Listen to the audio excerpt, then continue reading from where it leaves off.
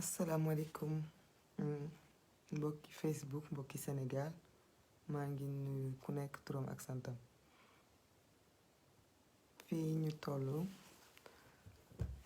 démb ba léegi bopp yaa ngi metti naqar bi bari na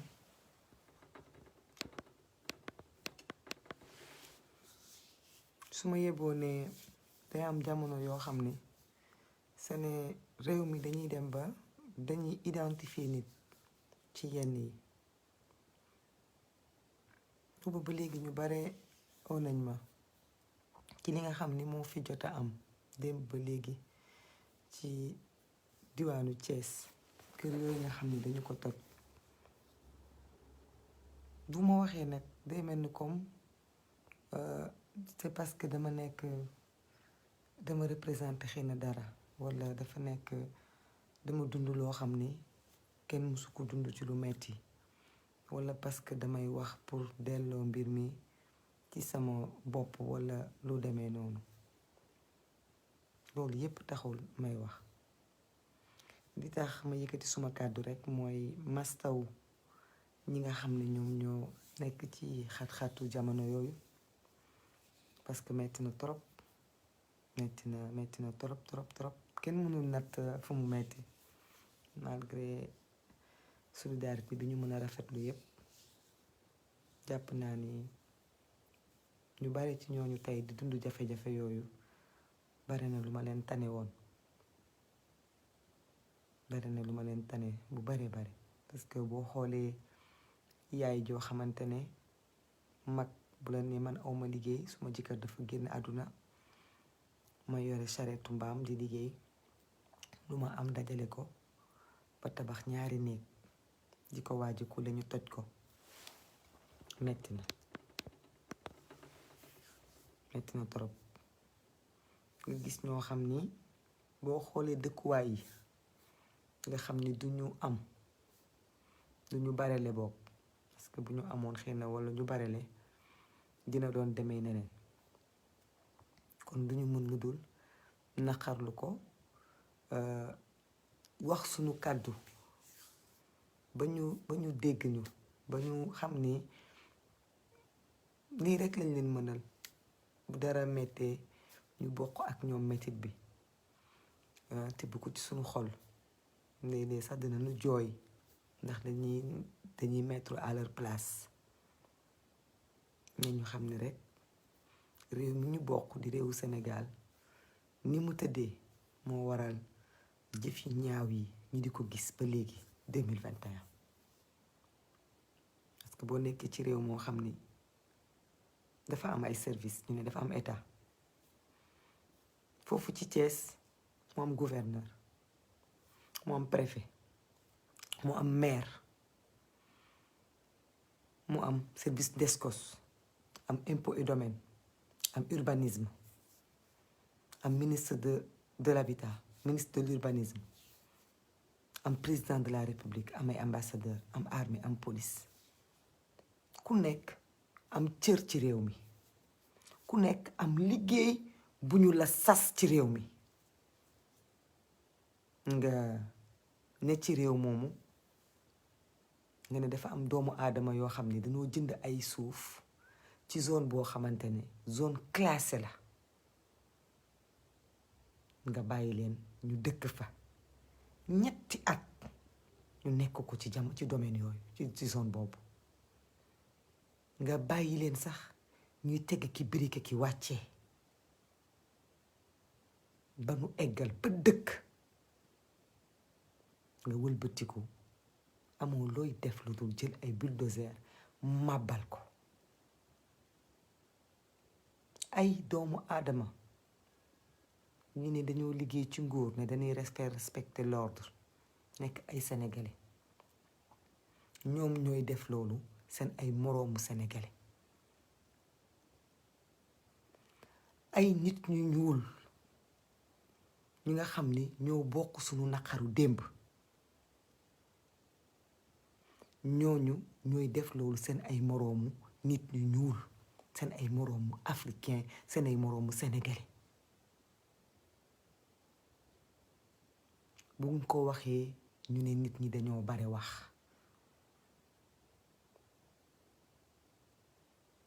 bu ñu ko waxee ñu ne nit ñi dañoo dugg ci lu ne ñu ne ci réew moomu la ñu nekk di Sénégal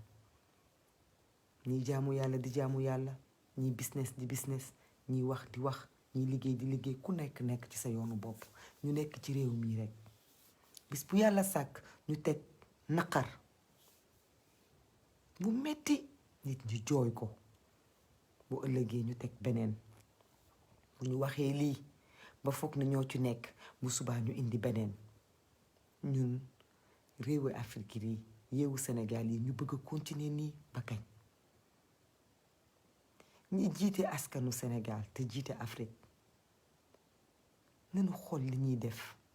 kan lañu koy def kan lañu koy def keneen ku dul seen bopp ku dul seen xeet seen deret ndax lii dafa ñaaw ñu nga xam ni amuñu lu dul loolu ñu tabax dëkk ci nga ne amuñu ci droit mën nañ ko nangu mën na nekk amuñu ci droit mais ana ñi leen seetaan ñu tabax ba dëkk foofu ça veut dire que dëkk bi amul état ça veut dire que Sénégal dafa nekk dëkk boo xamante ne dëkku escroquerie étatique la dëkk boo xamante ne naxee mbaay dëkk boo xamante ne ñun ñii ñépp nangu kilifteef bi ñu nangu mu tiim ñu ay fen kese la ay kàcc kese la ay nax kese la dara du ci dëgg dara amu ci bu ñu yeewoo naan état président gouverneur leneen ak leneen ñu nekk réew moo xam ni urbanisme mën naa xool ay nit di tabax ba kule ba dëkk te du ci wax dara ñu ne parce que dafa am ay procédure day jël temps tribunal ñuy dem ba déglu autorité étatique waa Descos ñu yëkkatiwaat ay kàddu di wax ne dañu leen somme ay yoon ñu dëgër boppa te ngeen ne force doit rester à la loi ngeen am possibilité ku ngeen fekk muy tabax fu mu amul droit tabax ngeen jàpp ko tëj ci kaso bi ba dootul tabax mi ngeen gëmm seen bët di ko setaan ba ñu tabax ba dëkk ngeen xëy ci benn bis ngeen dajji loolu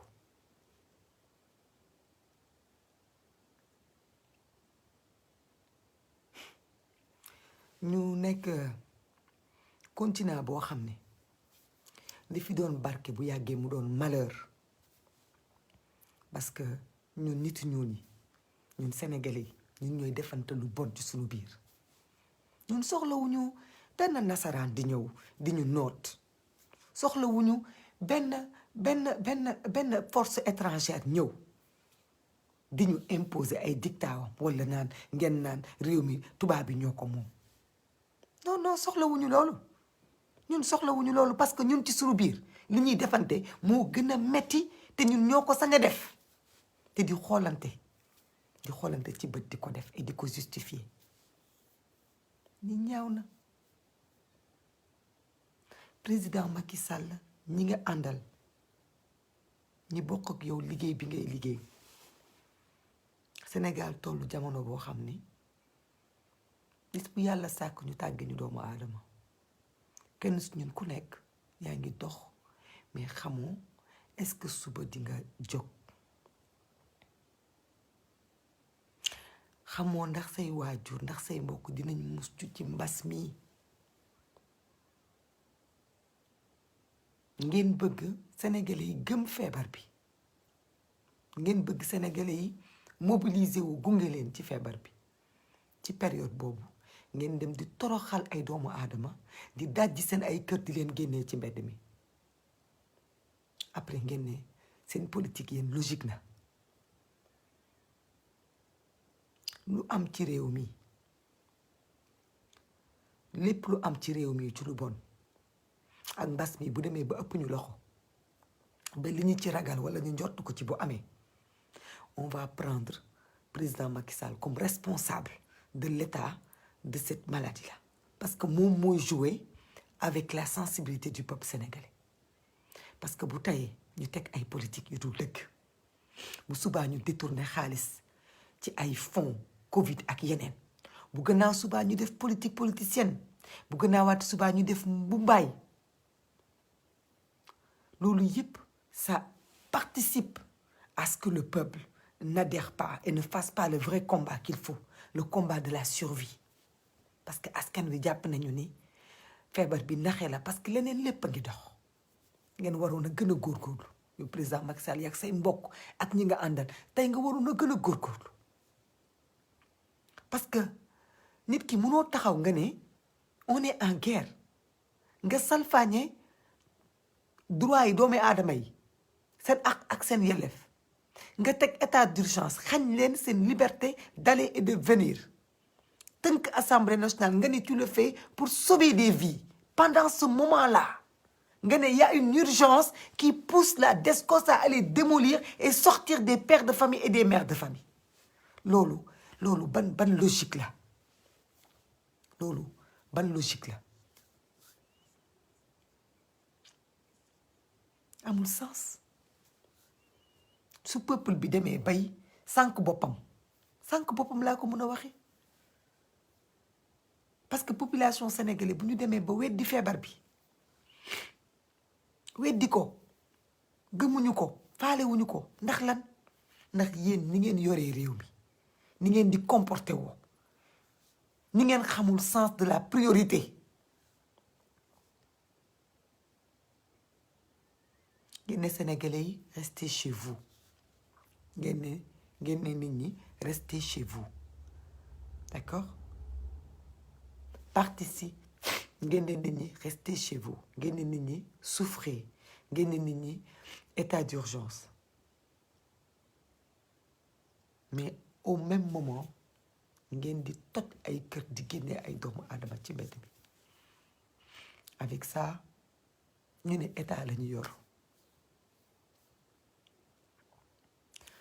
Sénégalais nag tàmm nañu bu naqar amee ku nekk day bëgg ñu waxal ko parce que li may wax ñeneen wax nañu ko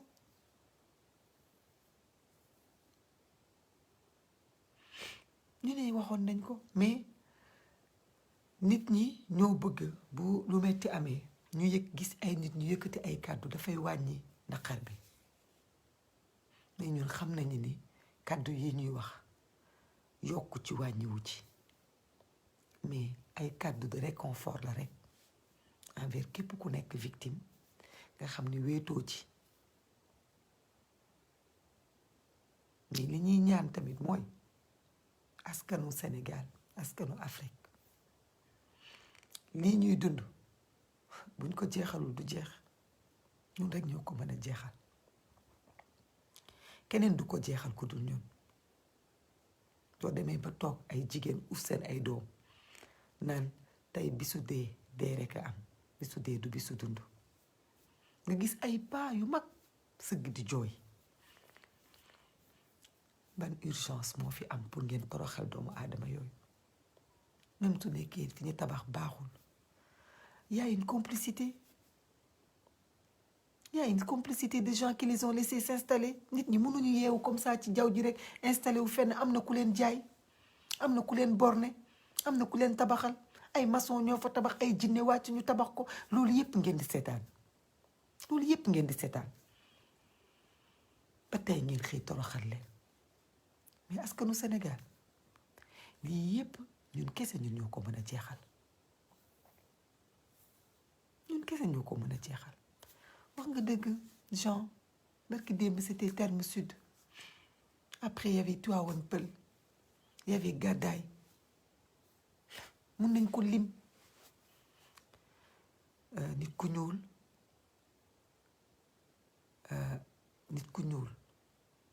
ku ñuul moroomam moo ko teg nattu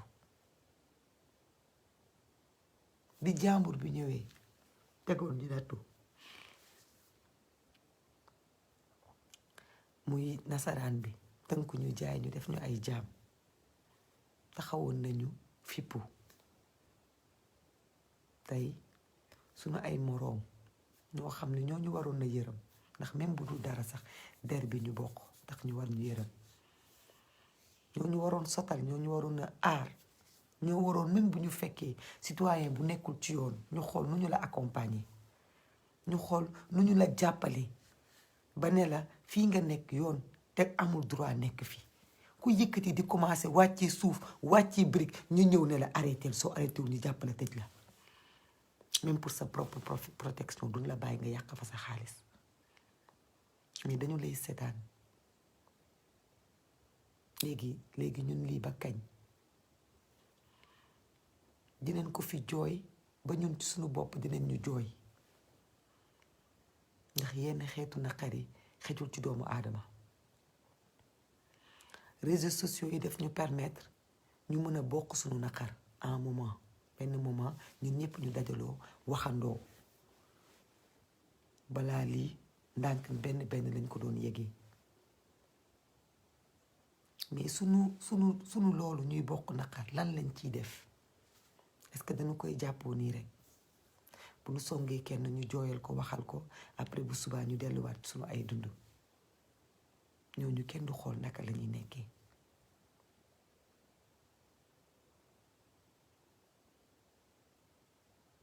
kañ la ñuy décider lii mu jeex kañ la ñuy taxaw bañ ay nit jiite ñu ci ñàkk yërmande bi ñu jiite kañ la ñuy taxaw dama naa sar xol yi jeex na dangay wax jooy bas dootoo am rangoñ boo jooyee léegi bët yi sax jooyatuñu xol yi ñooy jooy ndax dafa metti gis témoignage yu nit ñi àdduna yépp duñu seetaan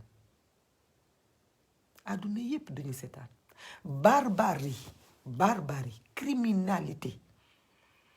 méchanceté bi ñuy accompagner la démolition de nos propres mères frères sœurs amatul ci àdduna kenn du ko def sax un autre pays en guerre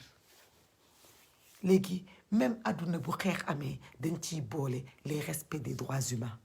mais ñun c'est avec barbarie amuñu accompagnement psychologique amuñu ànd yóbbu ay nit ñu waxtaan ak ñooñu defal leen amuñu xool fan lañ leen héberger en attendant comme si ñooñu dañoo bokkul ci Sénégal wala dañoo amul droit à avoir un petit lopin de terre pour dëkk ci pendant ce temps-là ñu gis ay sénégalais yu yor ay hectares def ko ay tool ay hectares bàyyiwuñu ci dara ay garab lañ ciy def ak i mala doyewuñu ko dara ñu gis ay yeneen sénégalais yuy taapa am 150 mètres carrés dëkk ci ñu génnee leen toroxal leen te ñun ñoo koy defante ci sunu biir sunu ay dirigeants ñoo ñu koy def ils ne font même pas attention au monde qui les regarde bu ñu toroxalee nag nit ku ñuul refoulé ko wala tëj frontières yi wala diigal gaalam wala leneen ak leneen beneen traitement inhumain ñu jóg taxaw yuuxu au racisme fëgg suñu dënn ne tubaab bi dañoo bon dañoo raciste nangam mais ñun par contre mun nañu fekk suñu moroomu jullit suñu moroomu sénégalais mun na ci sutura ñu màbbal miiri ci kanamam ñu ne c'est la loi. Cherchez l'erreur xool leen fan lan moo normalul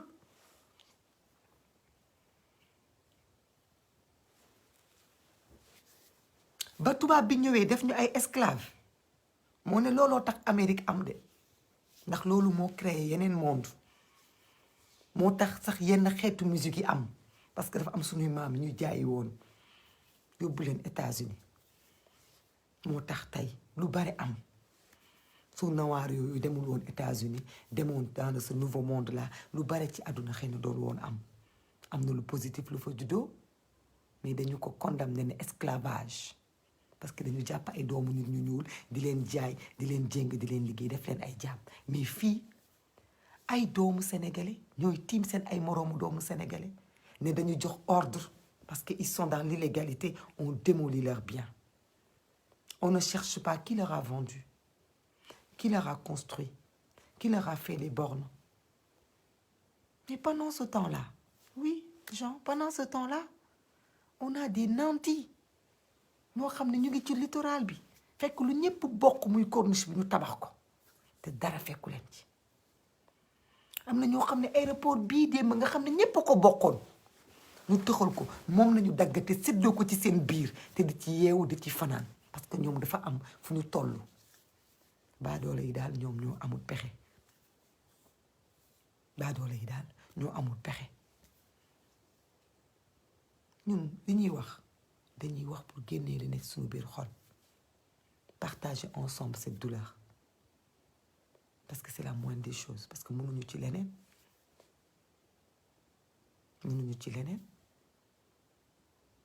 dañu bëgg nit ñi yeewu dañu bëgg peuple africain xam ni jooy yi fajul dara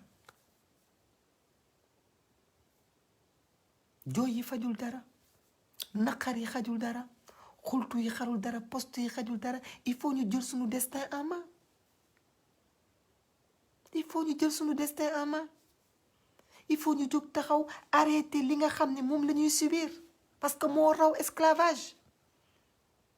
moo gën a pire esclavage parce que dañuy tere nañu ñu dund ci dignité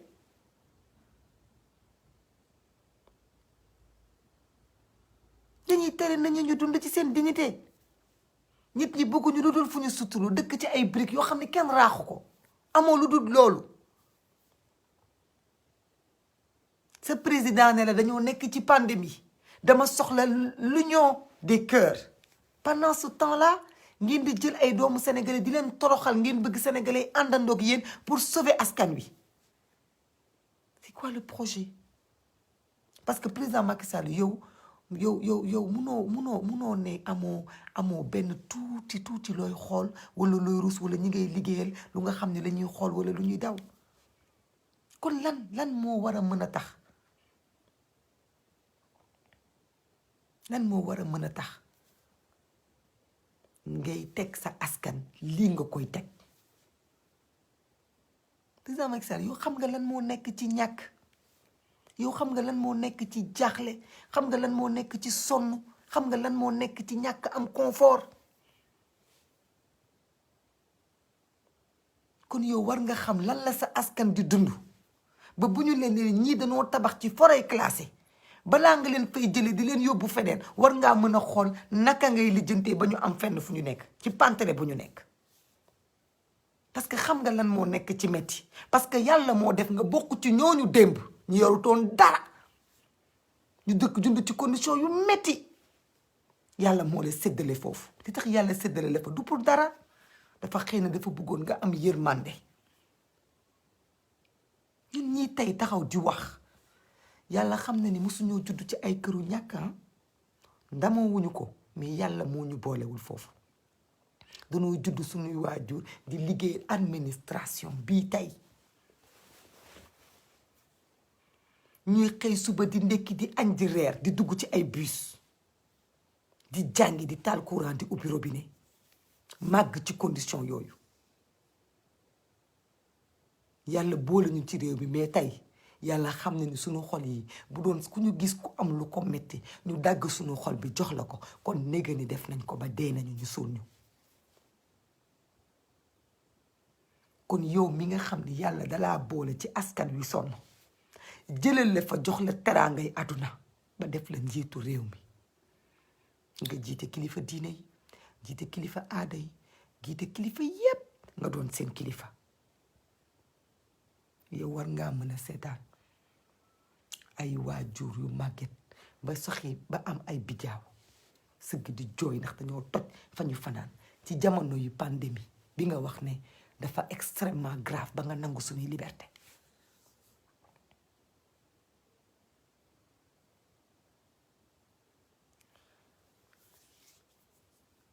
nañu ma jottali suma kàddu soutien ñi nga xam ne ñooy dund jafe-jafe yu metti yi parce que kenn su ñun ku nekk boo nekkee ci jafe-jafe dangaa bëgg ku la ci gunge ndaxte loolu moo tax ñu rester des êtres humains bu ñu ko bàyyi bu ñu ci tàyyi bu amee ñu jàpp ni sax amut njëriñ dina am ku tëdd ci xolam dégg kàddu yi mu am njeexintal bu mu def ci xolam ndax dina jàpp ni du moom kese billaay Mamadou Diop ñi jooy bare nañu ñi am lu leen metti bare nañu Aliou Diaw sénégalais yi dinañu mës a jóg pour mu jeex bu fekkente ne nag ñun askan wii lañu ñun nii lañu toll ñun lu ñu waay tegoo ñu nangu ko lu ñu waay teg ñu nangu ko kon nañu xam ni peut-être que loolu moo waral tamit ñu dund destinée bi ñu dund parce que amul peuple ci àdduna da ngeen koy xama sénégalais yéen ñi nekk ci ay jafe-jafe yu metti da ngeen xam ne amul at ci àdduna bi askan wu ñu teg mettit te teggilu ko boppam yàlla wàcc teggil ko amut da ngay sabablu nañu xam ne sa njiit bu dee sax corruption am na bu dee élection truquée am na bu dee sàcc am na yow yaa koy tànn walla yaa koy folli bu yaa ngi ne nga am njiit yoo xamante ne amuñu ci yow yërmande ñu ngi def lu leen neex di dundee num la neexee baadoola yi lu tuuti lu ñu am bàyyiwuñ leen ci ngeen ñu nangu ko kon nañu nangu ne walla nañu comprendre ne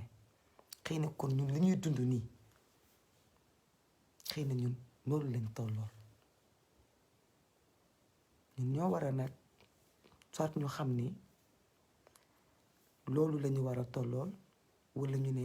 noo tolloowuñu loolu ñun ay doomi aadama lañu ay garmi lañu ay mbindeefu yàlla lañu yàlla moo ñu bind yemale ñu kon du ñu nangu ku toog ci suñu ay xef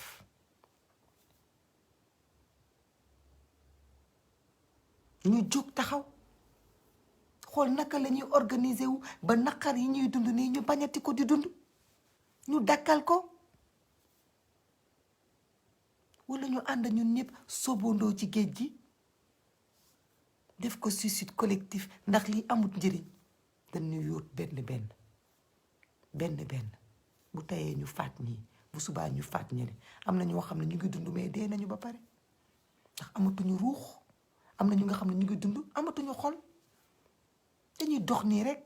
di lekk ak di naan di def yi fi bàyyi ma mais dundatuñu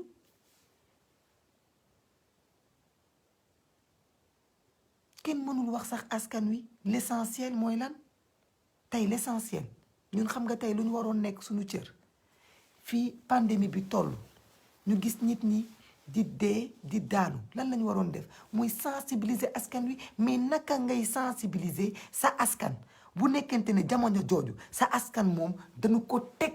loo xamante ne xamul nu mu koy teggee ñu wëlbatiku nag ne yàlla ñu ngi koy bàyyi ci loxo yàlla ñun nag dañoo nangu ne ay jullit lañu ay catholique lañu ay nitu gëm lañu waaye réew mi dañoo nangoo ni dafa am ñoo xam ne ñoo féetale seen bopp yàlla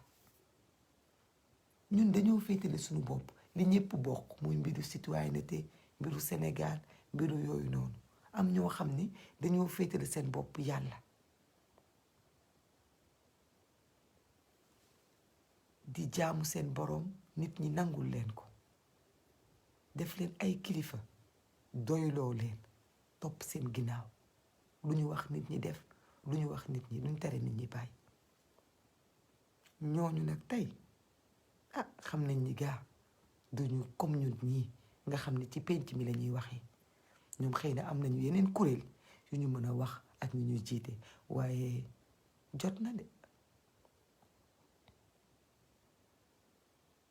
jot na de parce que nag àdduna ak ñuy seetaan réew moo xamante ne ku fi politique yor teraanga ju dul jeex, ku fi nekk kilifa diine yor teraanga gu dul jeex, ku fi business di dil yor teraanga gu dul jeex, ku yorul dara lu dul taabalam di bëntëng di torox ba dee te kenn du wax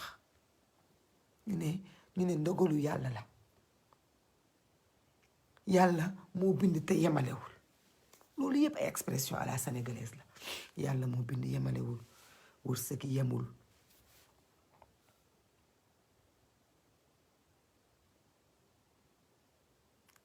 dëgg la, loolu yëpp dëgg la, wërsëg yemul, yàlla moo bind yemalewul. bal leen ma tuuti.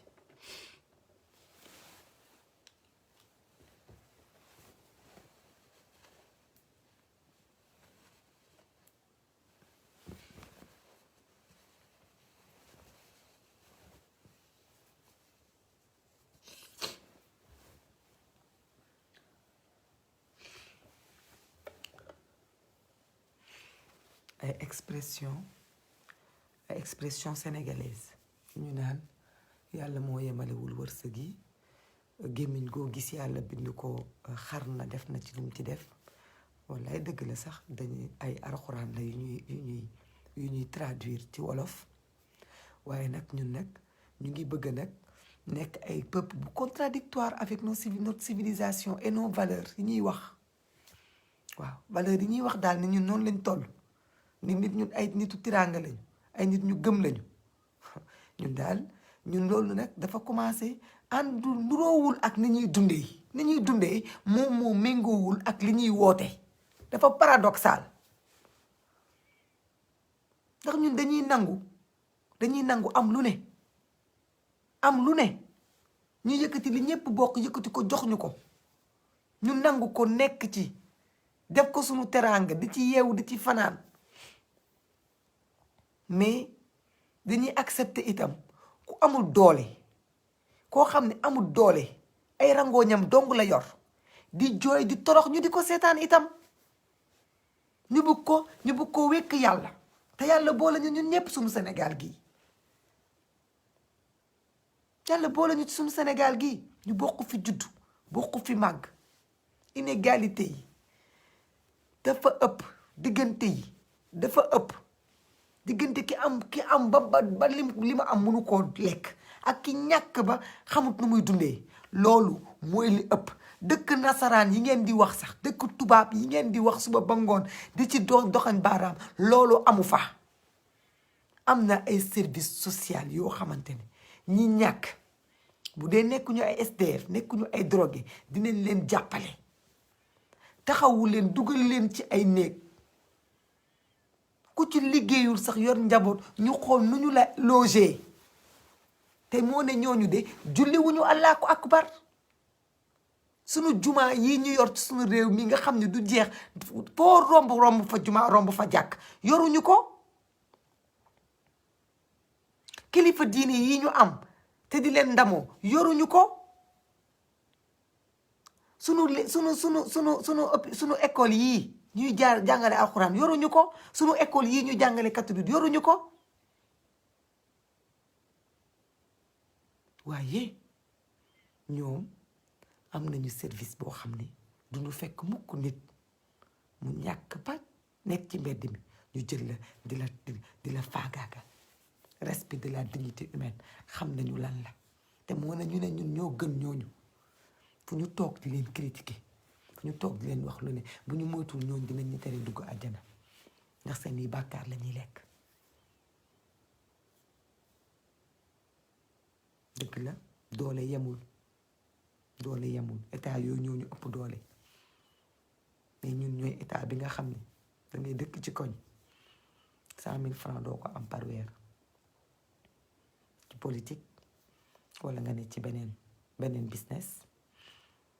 xëy suba di fay ko ay millions, romb sa ay moroomu baadoola yu yorul dara, nga dem tabax kër étage bu nekk ñongu ci kaw, dëkk ci yor say 4x4. ñoom ñu nekk ci seen ñàkk, de temps en temps nga ne indil nga leen ceeb, mais nga yor poste de responsabilité nekk DSCOS wala préfet ñu xëy suba jox la autorisation ne la demal nga toj nga dem toj ko taxaw di ko justifier nga taxaw di justifier ni dañoo nekkul ci yoon fan nga nekkoon bañ fay toog lan moo nekkoon sa liggéey yow lan mooy sa diggante ak sa boroom yow nga police yor gendarmerie bi ñu commencé tabax mënoon nga leen jàpp tëj leen kon duñu tabax ba eggal mais danga leen cee bàyyi ñaar moo mën a am soit defoo sa liggéey à la base soit dafa am da ngeen ko soxla wutoon booba tey ngeen ko soxla ñaar yi rek moo mën a am ndaxte nit ñi duñu ñëw rek fàq àll dëkk ci kenn sañu loolu ay doomu aadama lu toll noonu ci ay kër ñoom ñëpp ñu fàqandoo àll boobu ñëw dagg ko dëkk ko te kenn jaayu leen fa loolu mënul nekk dafa am ku leen ko jaay nga wëlbatiku fan ngeen ko defee Thiès li may wax ci politicienne mu ngi noonu jàppoon nañu ni mairie Thiès am na lu mu war a liggéey am na lu mu war a mën a liggéey ba surveiller ces constructions la anarchiques la bañ ko seetaan ba mu egg fi lan mooy liggéeyam autorité yi nekk Thiès yépp tamit seen gouvernement bi fan lañ nekkoon vous n'étiez pas au courant yëgu leen woon tabax bi gisu leen ko woon donc c'est plus grave que ce qu'on pense bu ngeen di xëy saa su nekk ñu jox leen essence jox leen oto ngeen di wëndëng gi jógante Thiès ak Dakar di jaabante dem di ñëw ay nit di tabax ngeen ne gisu leen ko woon wala yëgu leen ko woon wala nit su commencé tabax da ngay dem il faut procédure mooy am mooy tax nga mun ko génnee bu fekkee xam nga ni fii lay mujj mais foog naa ni jàpp ni tere ko tabax terrain nu moo gën nga bàyyi ko ba mu dajale lépp lu mu amoon tabax ko ci te bu demoon ba am sax laa wax bu demoon ba ñooñu sax ngeen ne dañoo juum wala amuñu droit wala leneen ak leneen président Macky Sall ñu ngi lay demander nga jël sa responsabilité dès demain bëgg nañu bu ñu yeewoo ñu gis quand même au moins benn attitude bu ngeen def yéen pour reloger ces braves gens là terrain yi ngeen jël séddoo ko daggate ko seen biir ay politiciens kese ñoo fi yore hectare naan dañ koy bay ku ci taxaw ci télé bi man damaa yor tool di ko bàkkoo tool yooyu dagg leen ko ngeen jox doomu aadama yi ñu dëkk bala ngaa saxal garab nga saxal doomu aadama ndax moo gën a sacré lépp lu yàlla di bind ci kër àdduna doomu aadama moo ko gënal yéen a jaay suufu Thiès gi ay doomi aadama ñoo ko jaay ñu yori nopp taxaw di xoole anañu lii dafa ñaaw tubaab bi sax bàyyi nañu fi suñu suuf yóbbu nañ suñuy maam mais nit ñi dañuy jur mais suuf moom du jur suuf du yokk suuf du law kon bu fekkente ne ñi fi jaaroon ñëpp ba nañ fi suñu suuf yéen ngeen ñëw jël suuf si nangu ko ci loxo doomu aadama yi lan ngeen leen di bàyyi ñu ngi xaar nag une décision ndax gis nga pandémie bi xamuma pandémie la tudd xamuma lan la tudd on est tous convaincus de l'existence de cette maladie mais gis nga maladie bi bis bu fi saxee ay tànk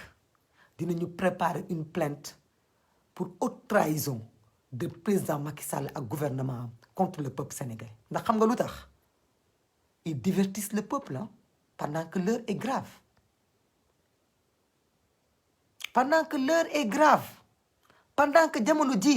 jamonoy sensibiliser fexe nu ñu muccee ci feebar bi balaa suñu askan wee jeex la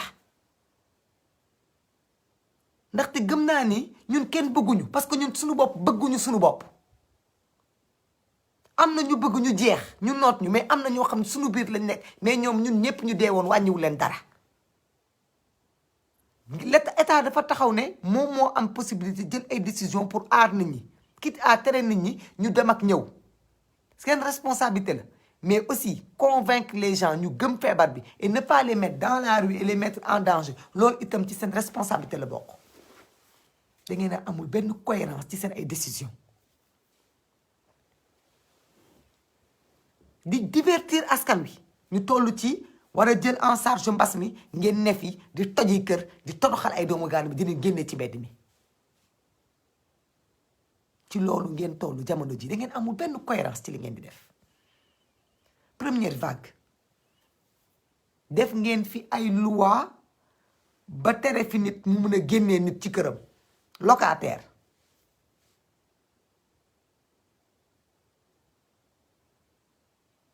def ngeen fi loi ba ne nit ki bu fayul sax munu koo génnee ndax ci pandémie lañ nekk ca première vague ba tey ngeen ne dañoo nekk ci deuxième vague ngeen ne moo gën a virulent ngeen ne dafa am flambée ngeen ne sunu ay hôpitaux attanatuñu ngeen wax lii ngeen wax laa ngeen teg état d'urgence mais tey ngeen di génne ay doomu aadama ci seen ay kër di ko toj pour bàyyi ko mu nekk terrain nu ban logique la loolu am ban logique la am ñun sunu ay xel mënatuñu xalaat ak yéen parce que xamatuñu sax nan la ñuy réfléchir à la longue lii moo waral Sénégalais yi def le déni de cette maladie le déni de cette maladie Sénégalais mënatuñu gëm feebar bi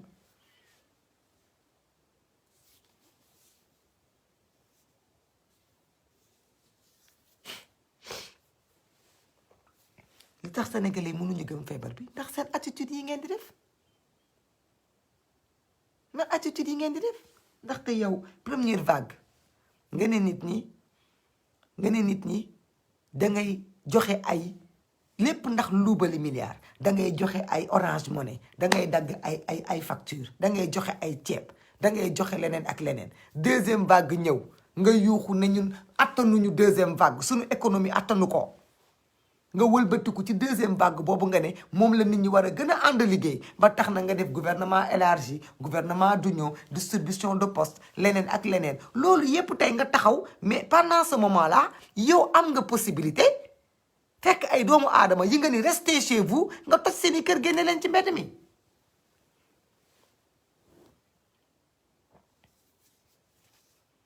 les dénonciations ne suffisent pas Kandji Mamadou mais une seule personne ne peut pas se révolter. Une seule personne ne peut pas se révolter. Un groupe ne peut pas se révolter. C'est un peuple entier qui se révolte. Bien sûr, Djibi Diouf dañ ko jaay. dañ leen ko jaay. lii bokk na ci li tax xale yi di dugg ci gaal yi ci mbëkk mi di dem di deewi ndaxte yenn dund yi dee dañ leen koo gënal bien que d'accord ñu ci parce que dañ leen ni li ngeen di xaru ji ci géej gi xaru leen ko ci Sénégal gi ànd ak nit ñi xeex mais ñun dañu xamul ban xeetu réew lañu bokk te dañu bëgg itam dégg ay baat ci kaw leen ko bëgg a dégg ci kaw bu fajul dara sax dina faj góomu xol yi waaw kaddu yi bu jibee ci kaw dina faj góomu xol yi suñu kaddu yi xëy na président Macky Sall lijjantiwu ko de déggu ko de ku ko jege déggu ko de mais faj na ay góomu xol loolu rek dara la ndax ku mënul dara mën a joxe masta moo ne Thiès am na ay autorité de ñu bëgg Thiès ñu ne ci responsable APR ak a bare démb ba tey ay doomu aadama ña nga foofu ca Thiès googu di jooy ba waa diaspora bi taal seeni téléphone di leen jooyle ñeneen ñoo xam ne xamuñu leen di leen jooyle mais gisaguñu benn autorité boo xamante ne jóg na dem ci ñoom ndax mbiru politique la ñun ñoo ko def politique politicienne lu suñu yoon ñun ñooñu ñuy waxal ñun dañoo dëkkul Thiès dëkkuñu Thiès ñun dëkkuñu Thiès ñun wax ko taxul ñu am ci benn gain politique lu mu ñuy jëriñ kon ña dëkk Thiès te soxla kàddu waa Thiès yi même bu dul dara ay doomu aadama lañu am nañu xol famille yooyu toog noonu kenn ku nekk si yéen bu ngeen jëloon kenn ci famille yooyu ngeen jéem leen fat en attendant mais toj bi sax moo dul yoon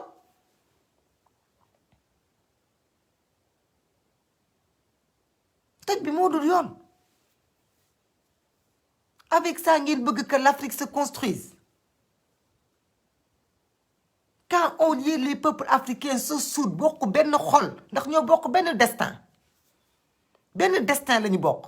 mais maintenant d'accord maintenant c'est plus pareil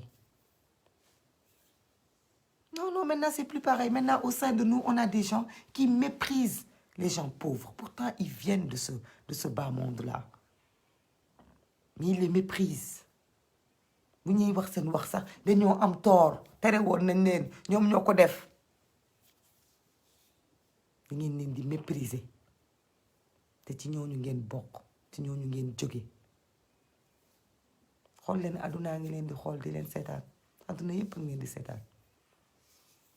lépp lu ñaaw lu ngeen fi def le monde vous regarde. Il y a des constructions anarchiques. Pourquoi il y a des gens qui sont payés? Ils sont payés pour quoi faire? La mairie, la DSCOS, l'urbanisme, tous ces organes, ils sont payés pour quoi faire? En 2021, bientôt, si on ne fait pas attention, combien de milliers de morts on va avoir en Afrique? Pendant ce temps-là, vous pensez l'urgence, c'est de démolir des maisons et de récupérer des forêts classées. Pendant ce temps-là, combien de forêts classées ngeen jël caxat-caxatee ko séddoo ko ci seen biir bande de filao yi barki démb fii la ngeen daggate ko zone des Niayes bii daggate ngeen ko corniche bii daggate ngeen ko bord de la mer Soumbédioune dara amatu fa jam ñaajo feneen ak feneen tool yi ci dëkk bi ndengi leer barki démb. Mais quand ça vous arrange, vous nous parlez de forêts classées. àll Thiès bi yépp brade nañ ko jaay ko def ko ay suuf gis nañ fa kër yu ngande yu baqane kër yooyu nag moom kenn du leen toj parce que seeni borom dañoo yor xaalis mais kër baadoolo yi nga xamante ne raax sax kenn raax ko ay birigi kese la kër yooyu moom da ngeen koy màbbal avec un bulldozer normal ba pare ngeen ne réewum ngëm ngeen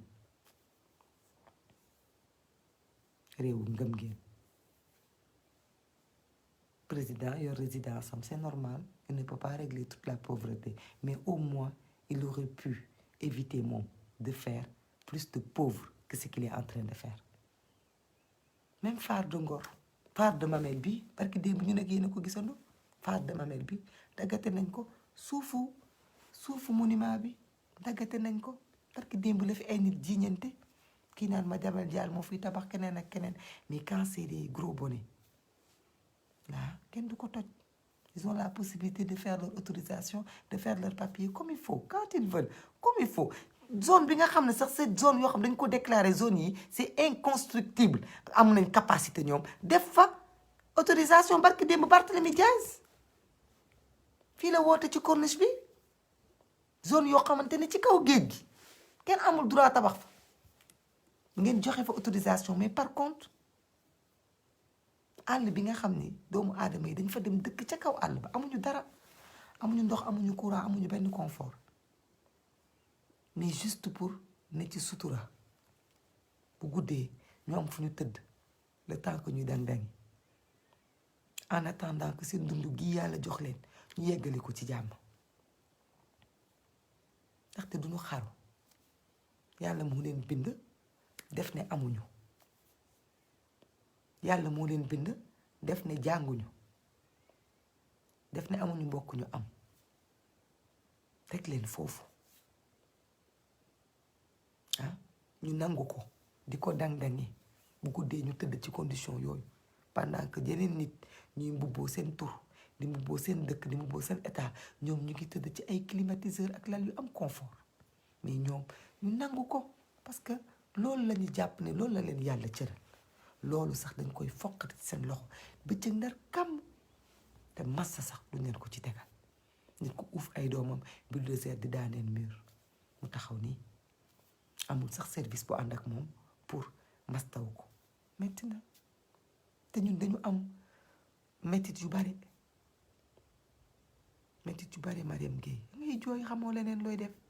mettit yi mooy dañu on a soif de voir notre peuple le peuple africain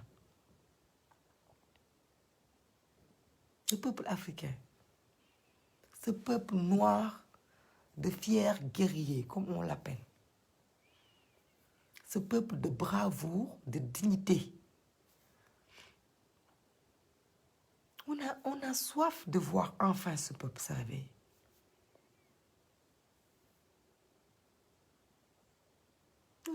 envie de voir ce peuple se réveiller. Pour l'honneur de notre descendance, pour l'honneur de notre peau. Vraiment, on a envie de voir ça. On n'a pas envie d'être les déchets de ce monde, d'être le seul peuple qui accepte toutes sortes de souffrances, toutes sortes d'injustices et qui le subit et qui ne dit rien. Ce peuple qui a tant souffert, qui souffre depuis le temps des temps. Toutes sortes de personnes sont passées par là. On nous a volé notre culture, on nous a volé nos religions, on nous a volé notre tout. Notre jeunesse, on nous a tout volé. Même notre avenir, elle nous est volée. Mais aujourd'hui, qu'est-ce qu'on doit se dire? On doit se dire que les enfants qu'on a mis au monde vont rester dans ce monde-là. Eva Guissé, ñun dañu soxla gis sénégalais njàmbarte sak bi ñuy wax ci deru nit ku ñuul am jom bi ndaxte dañuy wax ne ñun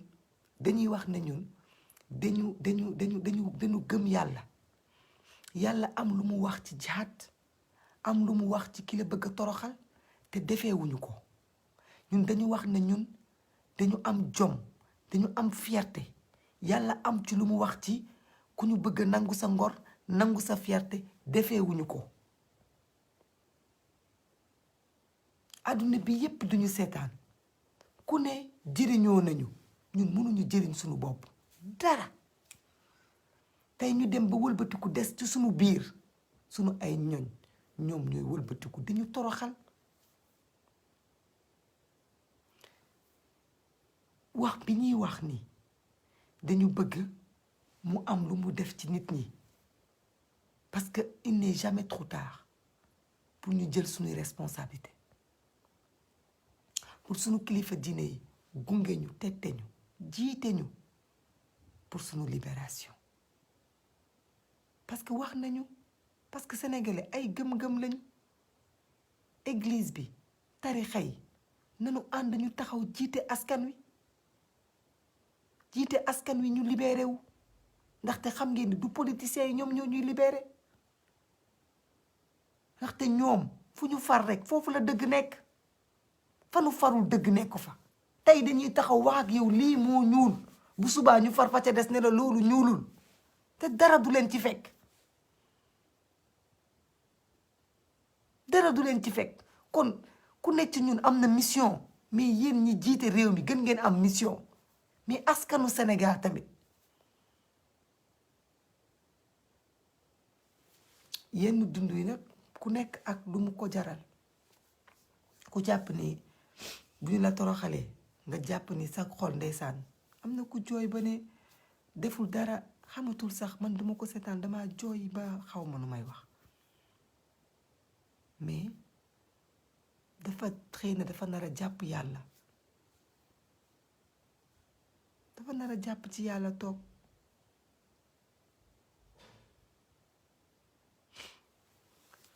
loolu laa waxoon naa ko indi ci ay kàddu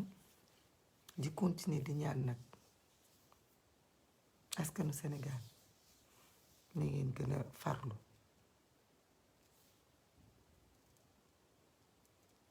Moussa Ndiaye, il ne faut pas ne plus venir. Il faut venir. Si on fait ces lives-là, c'est pour ça. C'est pour vous dire que oui, tout l'enti. Moi, je sais même des gens yu nekk ci état bi yu nga xam ne yii nii boo amee du leen neex ñu nekk APR lii du leen neex parce que lii yëfu nit la ñi koy def nag raison bu tax ñu di ko def du raison bu mun a valable ñoom ak seen conscience mais il faut pas au lieu que nga baisser les bras ne toj nañ seen kër sa kër dootoo ñëwati il faut nga xeex pour ñu bañati toj këru keneen pour l'avenir parce que ñun ñëpp li ñuy liggéey di ko fi bàyyi nii bu fekkee dañ ko nar a bàyyil suñu njaboot ci injustice bi am ni ci mu am toujours ñi nga xam ne ñoom ñooy décider toroxal ñeneen ñi du sotti kon autant ne pas faire d'enfant oui daba naax saal qu'est-ce qu'on peut faire au moins bokk ak nit ñi naqar justice amul mais réclamons justice Djibi Diouf massa yow tamit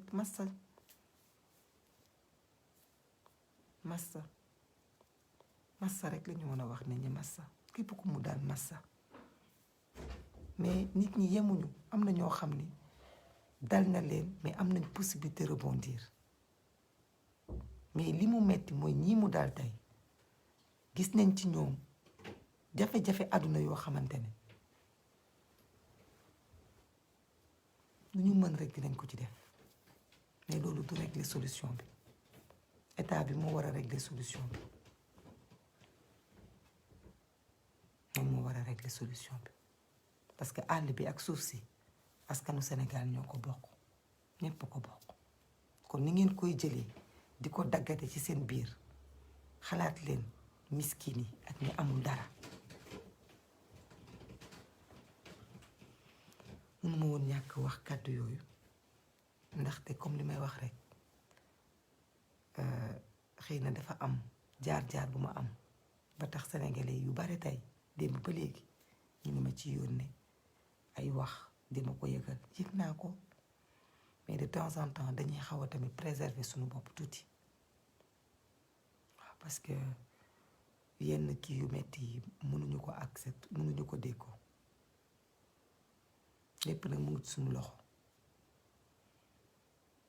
yàlla de nattoom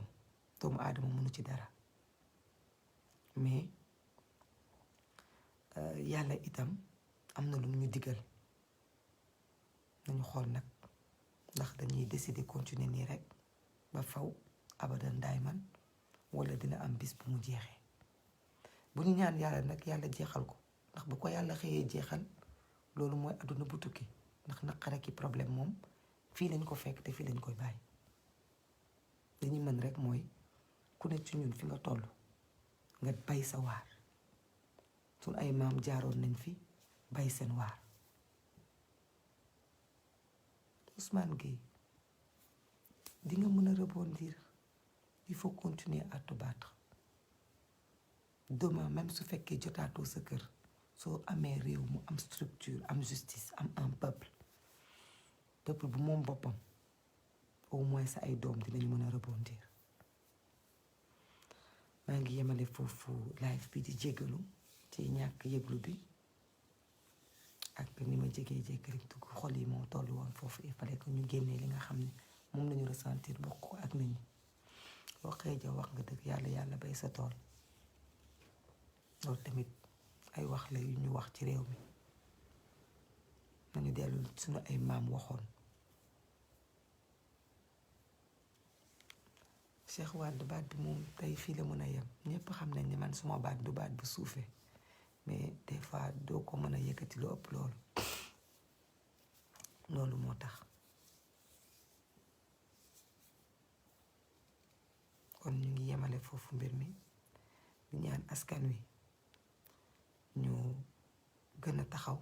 gën a moytu mbas mi gën a góorgóorlu ngir ñu mucc waaye itam